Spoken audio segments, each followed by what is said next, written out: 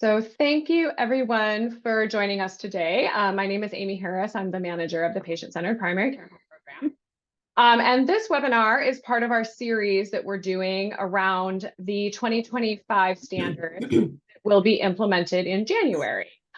So we're doing this webinar today is about Standard 5E that my colleagues will be telling you about. And then at the end, we'll have plenty of time for your questions on this standard or also any others. If we have an opportunity or if we have time at the end to answer questions about other standards, we're happy to do that as well after we've covered everything. So I'm going to go ahead and turn it over to my colleagues to tell you more about the standard. Yeah, good afternoon, everyone. My name is Laura Lee Trocio, and I'm an improvement specialist with the Patient-Centered Primary Care Home Program. I use the pronouns she, her, and hers. I also have my partner, Kamar. Would you like to introduce yourself, Kamar? Sure, thanks, Laura Lee. My name is Kamar Haji Mohammed. I'm also an improvement specialist. Thank you. So first of all, just a few webinar logistics and Zoom etiquette reminders. This webinar is being recorded and will be uploaded into the PCPCH program website. Please private chat Amy Harris, our manager who just spoke, if you are having technical challenges with Zoom. To facilitate shared learning and connection, please turn your camera on if you feel comfortable. And if your name is not visible or clear, feel free to rename yourself with your pronouns, if that feels comfortable, and include your organization. Enter any comments or questions into the chat, and we will review them during the Q&A session at the end. So here is the agenda for today's webinar. I'm going to start by providing a brief overview of the 2025 PCPCH recognition criteria. Next, we will dive deeply into the PCPCH 5E standard, which was previously titled Referral and Specialty Care Coordination, and now it's going to be called the Referral and Care Coordination with Specialist Care Facilities and Government Systems Standard. And then we will share some additional resources and upcoming learning collaboratives. Lastly, again, we'll have some time for your questions at the end. The Patient-Centered Primary Care Home Program was established in 2009 by the Oregon Legislature as part of the state's broader healthcare system transformation strategy to improve access to care, reduce costs for patients, and improve population health. The standards are developed in partnership with an advisory committee and have been revised 5 times since 2009. The 2025 PCPCH standards were developed to support OHA's strategic goal of eliminating health inequities by 2030. And the standards specifically help primary care practices build their capacity and processes to address inequities in their patient population. All practices applying or reapplying for the PCPCH recognition after January 1st, 2025 must meet these new standards. For more information, I would encourage you to watch the recording of the 2025 PCPCH Standards Overview webinar, which is on our website. So again, today I'm going to review the PCPCH Standard 5E on referral and care coordination with specialist care facilities and government systems. 5E is within the core attribute coordination and integration from the patient's perspective. The intent of Standard 5E is PCPCHs are a critical partner in coordinating patient care outside of the practice. Practices should strive to connect patients with care that is delivered in other care settings and coordinate services with diverse community providers. In addition to improving patient safety and reducing medication errors, this type of care coordination improves patient empowerment, experience, and understanding of their health. The intent of this standard is for the PCPCH, for PCPCHs to take responsibility for coordinating care offered outside their clinic walls. This standard is check all that apply. So it would be 5 points for 5E1, 10 points for 5E2, 15 points for 5E3, with a possibility of earning 20 points in total. Kamar and I will go through all the measures in detail. Some of the changes emphasize inpatient behavioral health facilities in 5E2 and government or health-related public benefit systems in 5E3, including ODHS, criminal justice, and educational agencies.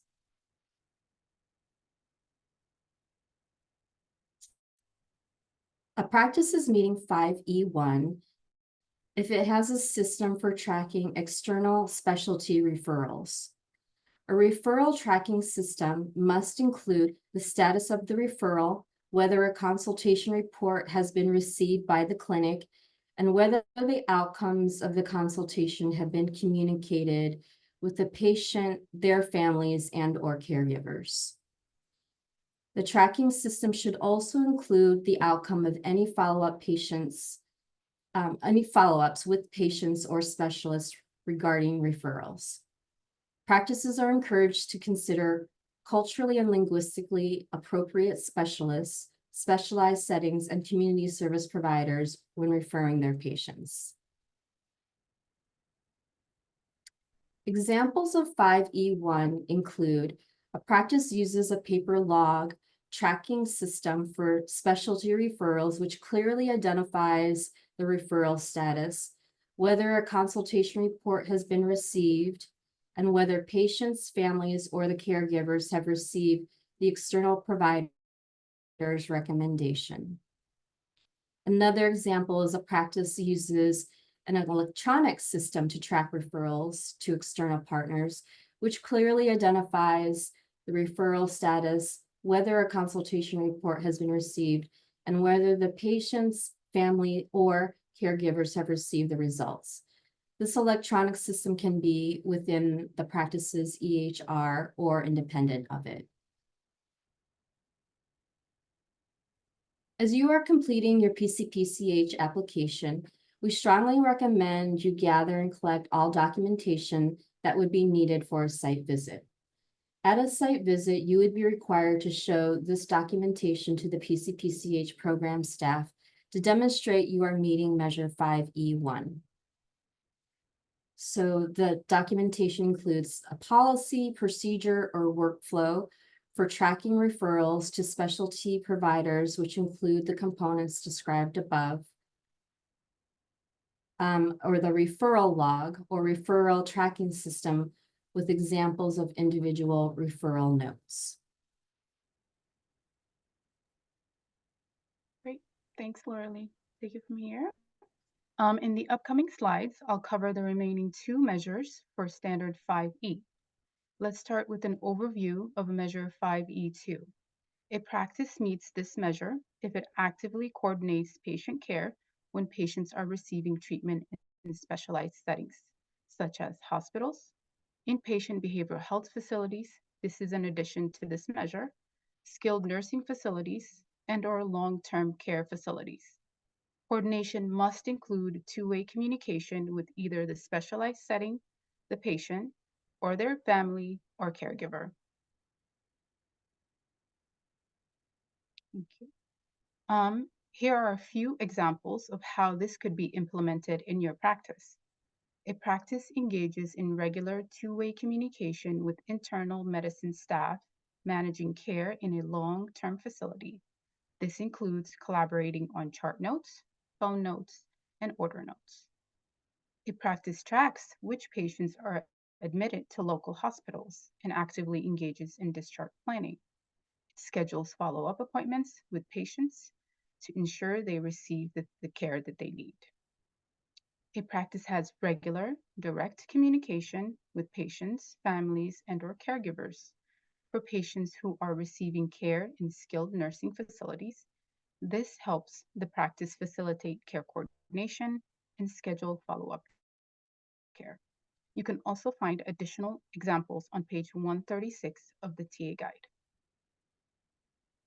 Mark, can I just interrupt really fast? If Absolutely. you're able to speak either loudly, A little bit louder? yeah, or Okay, more I can do directly it. closer to the microphone, that might be helpful for some. Okay.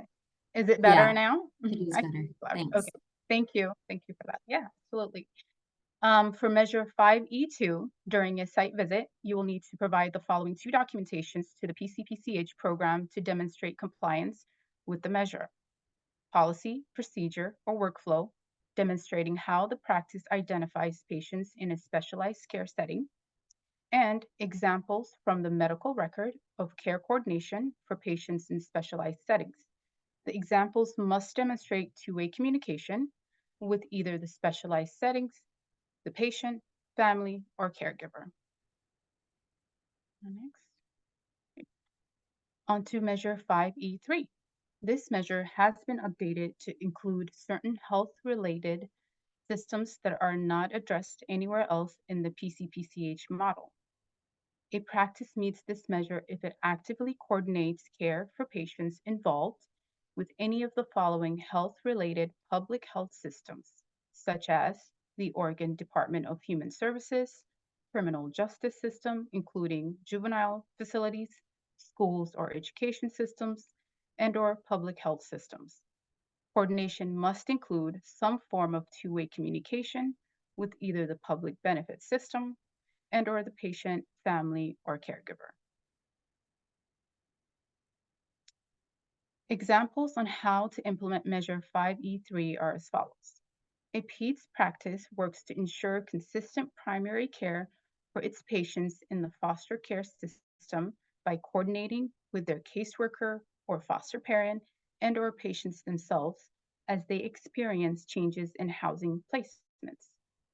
The practice also works to facilitate the transition out of PEDS care for teens aging out of the foster care system by connecting and/or establishing them with family care practices in their area. Additional examples also include a practice identifies which of its child patients with special health needs have IEPs at school and engages in two-way communications with their patients' parents or their school's behavioral health specialists to coordinate care. A practice provides care coordination services to formerly incarcerated individuals or those transitioning out of the criminal justice system. Next thing. For measure 5E3, a clinic will need the following documentations to meet the measure during a site visit: policy, procedure, or workflow demonstrating how the practice identifies patients who are engaged or receiving services from health-related public health benefit systems, and examples of care coordination for these patients. The examples must demonstrate two-way communication with either the public benefit system or the patient, the family, or caregiver.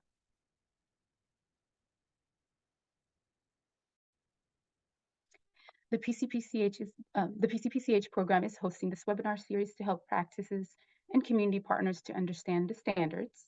Webinars are scheduled every other Friday through December.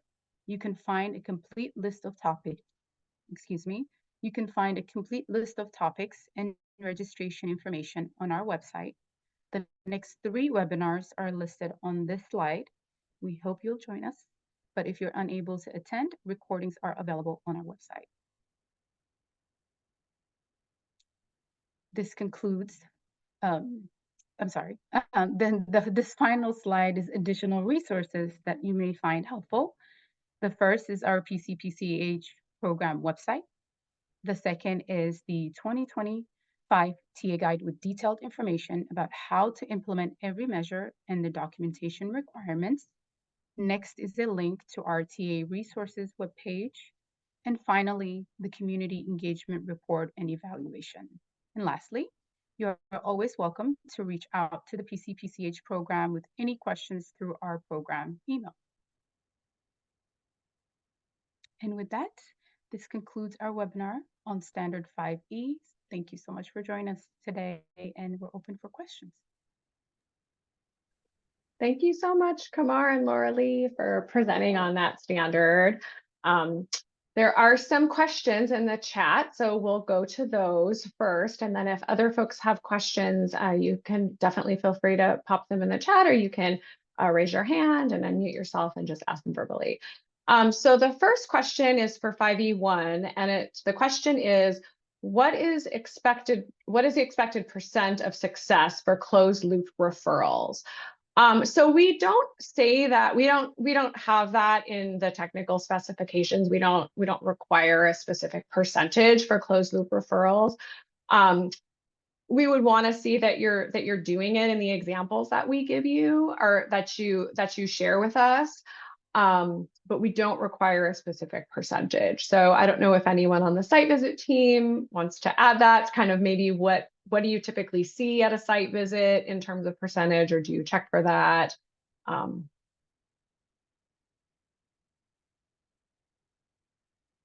Anything to add? I could add that, I mean, ideally 100%, right? Because we are trying to, you know, see that patients are referred, but they are actually accessing the different services that they're being referred to.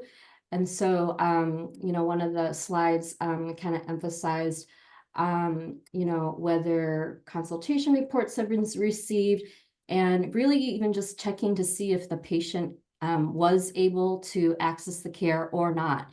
So in those ways, we kind of consider that the loop has been, you know, that it has been acknowledged that the patient was able to access the care needed. And if not, then, you know, and you start seeing patterns amongst your patient population as far as why they're not accessing a certain service, whether it be a particular CBO or another healthcare facility, you know, then you can kind of step back and see those patterns and see why not. Is it the transaction that's happening between the clinic and the external entity, or is it really just based on the patient situation and their ability to access the care? So hopefully that answers your question. Is it Rhonda? Is that your first name? Yes, it's Randa, and that does answer my question, because ideally it would be 100%, but I could see that we may not meet the mark, but doing the best we can. Thank you. Yeah. And Randa sent me a private message to have me just confirm. So for us, I apologize. I think it was Laura Lee, maybe that was just speaking a moment ago.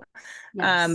So thank you for confirming that consultation reports being received qualifies as making sure the loop was closed. That's definitely part of our procedure. And we do actually have a really high success rate with that since we started the PCPCH program last year. So we have seen really big improvements since starting the program last year. So just wanted to say, from my perspective, that piece is definitely working for our clinic. That's great. Yeah. I mean, one thing that we do see sometimes in clinics is that the loop wasn't closed, and that the clinic didn't check to see if the services were rendered or not. And so in that way, we wouldn't be able to grant, you know, verification for that particular measure. Yeah, thanks. So for us, in case it's helpful for anyone else who's just starting this program, we create an encounter that is administrative, that we keep open, that's tied to the patient chart, and it's color coded. So at a glance, when you scan through the patient chart, you can see if there's anything outstanding that we need to check in with the patient on the status of it. And that's dramatically increased the completion of people actually scheduling. And then the final piece is us getting that document. And then when we get the document, we sign off the encounter and mark it. Sounds good. Thank you. It's Eaton? Cadence. Oh, Cadence. Okay, sorry about that. Yeah, I know. It's funny how sometimes someone's first name is first, and sometimes your first name is last. So thank you for asking that question. And thank you, Laura Lee, for providing such a great detailed answer. I think that really spurred a good discussion and a good explanation. And thank you for explaining your additional process and how that's working for your practice. That's exactly what we hope to get out of some of these calls. So it looks like, Randa, you also have another question about 5E2, which is, can the two-way communication with other healthcare professionals be coded to receive reimbursement for your time? If so, what is the code to use? So I don't know the answer to that question. I'm not sure if anyone on our team does. Mostly because we don't really deal with billing within the program, but someone on the call might know. So I'll just see if anyone knows the answer to what, if there's even a billing code for that two-way communication, or if that's something that would be covered through perhaps a per member per month payment or some type of capitation payment instead. So I'm curious if anyone has a response for that. I see lots of heads shaking for those who have their camera on.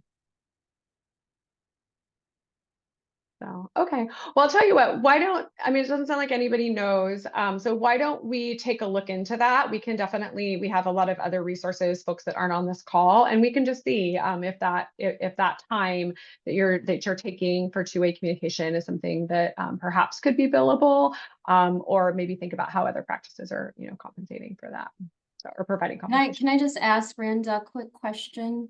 Do you have an ICD billing code in mind, or are you just asking in general? I do have an ICD-10 billing code. Well, no, I don't have a code in mind, but I think there may be one that I could be using that I'm missing. And this comes to mind because I might talk with a psychiatrist about patient care, and that phone call may take 20 minutes, or maybe an internal medicine doc, or maybe the oncologist. So sometimes these conversations are pretty brief, maybe only 2 or 3 minutes, but it could be, let's say, a 20-minute consultation call with a psychiatrist about what's happening with the patient and treatment. So not know if there's a specific code, but just wondering if anyone else on the panel would have any thoughts about what they're doing. Okay. So so like Amy said, we don't necessarily verify that, but I would say that if our referral process happens to coincide with what's required for the ICD codes, then I would look into potentially, yes. I don't see why not. Mm-hmm. Yeah. You could also reach out. You can also reach out to your payer too and ask them. So, or the payer, directly. So yeah, that's a good idea. Thank you. Yeah. And I do hear you in that when you're doing the referrals, there's actual consultation that happens. So, so yeah, I think that's a really good question. Thank you. Okay, let's move down. Okay, so here's a question from Heather. It says, in an ongoing struggle to get communication from schools, school-based mental health, is this communication with the PCP offices also encouraged or required with those entities? Would be great to coordinate rather than work parallel and not coordinating efforts. So I can speak to that. Yeah, great. Perfect. I was just Yeah. Great. So we understand that it's not always possible to coordinate directly with the public benefit systems. Like you can be doing everything you can to reach out to them sometimes, and they just don't have the capacity to respond. And so in those cases, we do, if you notice in the specifications for 5E3, we say that the coordination must include some form of two-way communication with either the public benefit system or the patient, family, and caregivers that are taking part in that system. And so if you can't coordinate directly with the public benefit system, you can still get credit for this measure if you're still monitoring the patients that are taking part in that system and coordinating directly with the patients. We would recommend first trying to coordinate with the system itself, like the schools or DHS, because some of them are responsive, and that's a great benefit to patients to be able to coordinate with them directly. But we do understand if that's just not possible on their end. And just to include, if you have navigators or outreach workers, you can utilize those staff to build that relationship with either the school or other public health benefit systems as well, to encourage that relationship, because you might not never know. You might have another student or another child that is within that school that you might need that support. So there is possibility for that as well. but yes, we definitely, if you cannot, engage with the school or the entity, we definitely encourage the patient themselves, their families, or caregivers.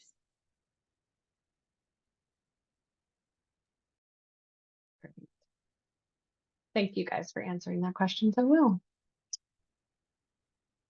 Oh, Meg, thank you. Our colleague Meg put the CPT codes for consultation and evaluation in the chat. So thank you, Meg, for looking that up. We appreciate that. So that would be potentially the codes that you could talk to your payers about as well, if you want to reach out to your payers. So great. Oh, okay, perfect. For Medicare Part B. Great. Thanks, Meg. So I'm looking through the chat. I don't see any other questions or comments. Are there any questions? Does anyone have anything else they want to unmute or pop it in the chat? I'll just share a comment in case anyone has input on this. We do have some patients that we have helped.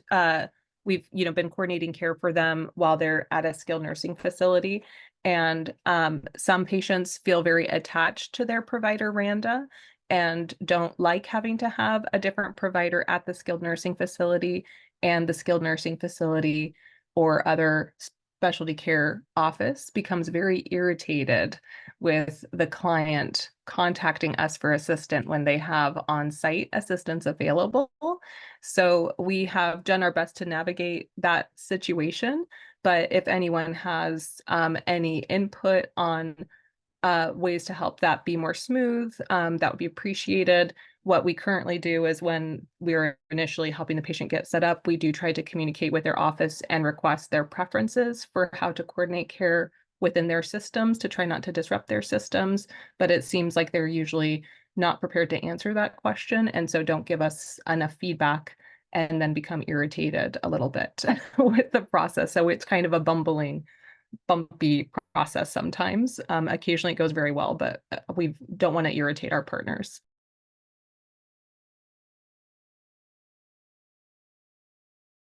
Does anyone have any? Oh, I'm sorry. Sorry about that. I just wanted to add, having clarity on that will also, help us communicate expectations for the patient really clearly so that the patient doesn't get confused about what to do or feel like the skilled facility is irritated with. I have just a quick follow-up question. Is there one particular skilled nursing facility that you have this challenge with, or is it across the board with many that you work with? That's my first question. Sorry, go ahead. Oh, no. So we have a really small clinic, so we don't have a large patient population, but we have had this experience with an assisted living facility and like a rehabilitation facility that a patient was staying at. So 2 different organizations. Yeah.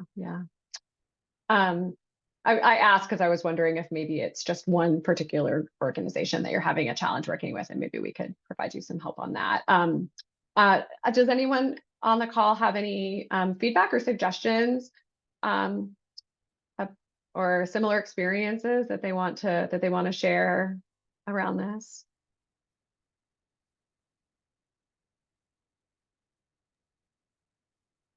I don't have direct experience with this, Cadence, but I do really love that fact that you have asked, them what works for them as far as when are good times to touch base. How can our processes overlap with yours, knowing that we both need to get something, they work, you need to do your work.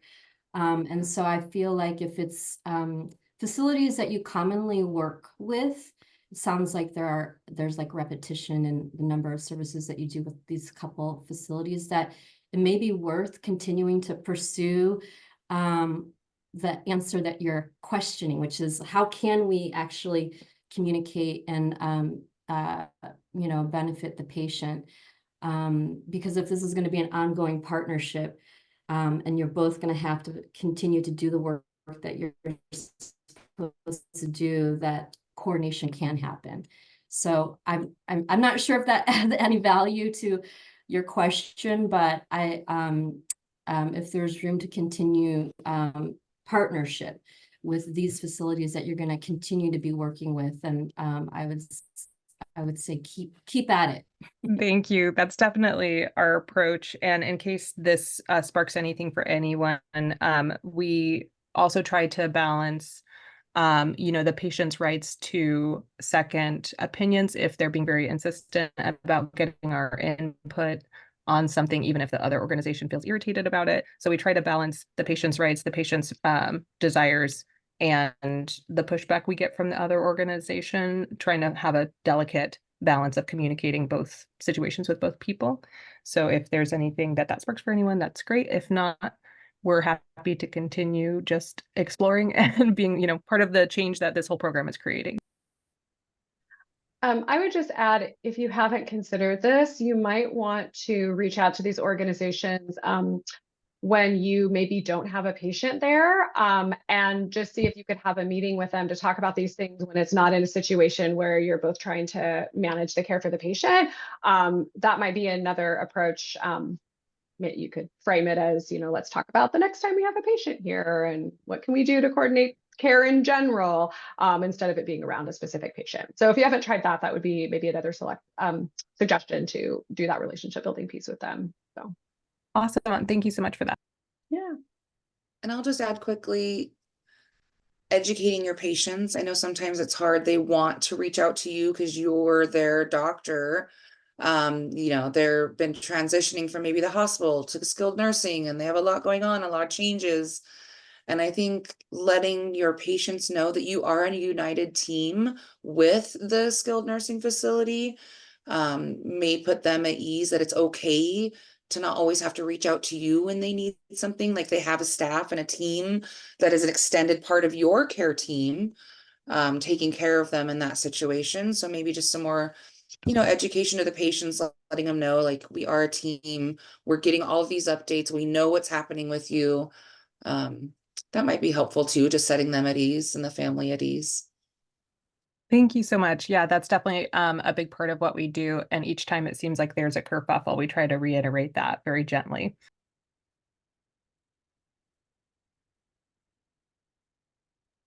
Great. Other questions or comments? Or I know, kerfuffle. I know, it's a great word.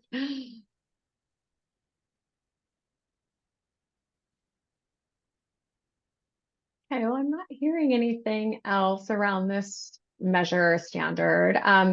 Does anyone have any questions about other things around the model or other standards, things that have come up? I know for some practices that are due to reapply at the beginning of the year, you're probably diving in pretty close to the TA guide, taking a look at those specifications, or you should be maybe.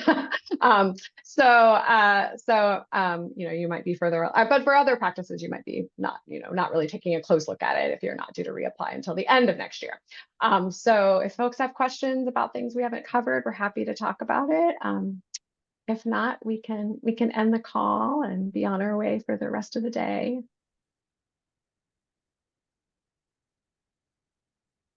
Okay.